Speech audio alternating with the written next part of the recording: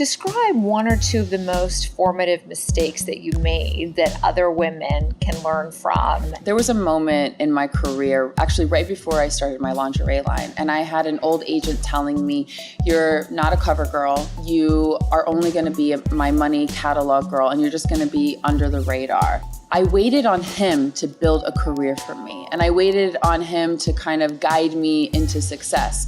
And the moment that I let him just kind of step to the sideline and I took control over my own career is the moment that I started to skyrocket. And I could have had it earlier, I really believe. How did you learn to not take rejection personally? I have taken a lot of criticism seriously, and it really eats at you. And the moment you say, you know what, I'm gonna take everything with a grain of salt, and whatever somebody says to me, maybe I'll take it in, I'll chew on it a little bit, and then we'll see really, like, is this person coming from a good place, or is this person coming from a jealous or a negative place?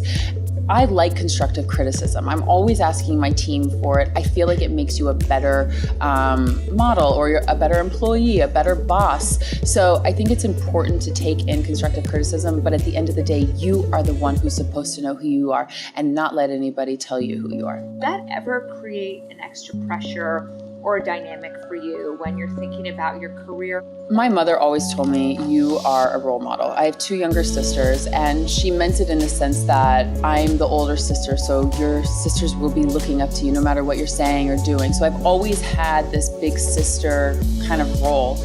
And I look at all my fans as my little sisters. Every decision that I make in my career, I kind of do it with the purpose and the intention of, I would show this to my sister, or I would want my sister to be proud of this moment. I really want them to know that their appearance, their size, anything that they feel is imperfect about themselves, that's maybe even internal, it cannot stop you. Don't let it stop you. There's so many times where women have let their weight get in the way of love. They've let their appearance get in the way of going and getting that promotion. Let it go, and remember that you get to make your own rules.